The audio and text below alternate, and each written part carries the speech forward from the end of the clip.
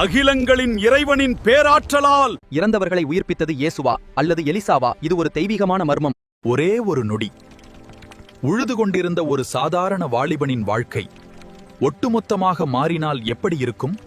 அவர்தான் அல்யஸஹ். வயலில் ஏற்பூட்டி தீவிரமாக வேலை செய்து கொண்டிருந்த அந்த வினாடி அங்கே இறைத்தூதர் இல்யாஸ் தோன்றுகிறார்.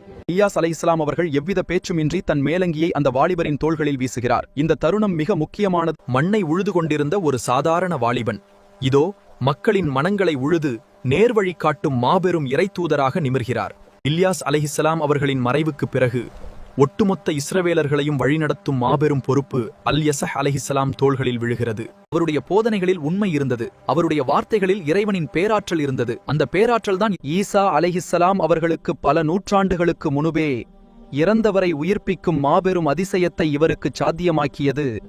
நபி ஈசா அலைஹிஸ்ஸலாம் அவர்களின் வாழ்க்கையோடு தொடர்புடைய ஒரு மாபெரும் அதிசயத்தைத்தான் நாம் பார்க்கப் போகிறோம். மரணத்தின் நிசப்தம் சூழ்ந்திருக்கும் அந்த இடம், தன் மகனின் உயிரற்ற உடலை பிடித்துக்கொண்டு கத்தி கதறி அழுது கொண்டிருந்த ஒரு தாயின் அழுகுரல் ஊரெல்லாம் பரவியது. வார்த்தைகள் இல்லை, பேச்சுகள் இல்லை. மின்னல் வேகத்தில் தன் கரங்களை உயர்த்தி அகிலங்களின் இறைவனிடம் ஆழமாக பிரார்த்திக்கிறார். அகிலங்களின் இறைவனின் பேராற்றலால் எழுந்திரு மகனே.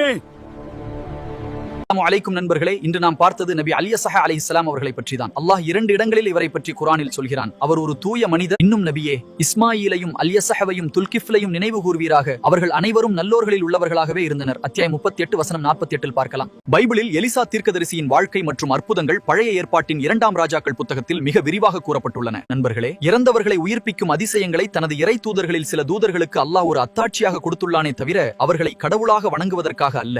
என் அன்பான நேயர்களுக்கு, இன்னும் நிறைய அற்புதங்களை தங்கள் வாழ்க்கையில் அல்லாஹ்வின் உதவியால் நடத்தி காட்டியவர்தான் நம் நபி ஈசா அலைஹிஸ்ஸலாம் அவர்கள்.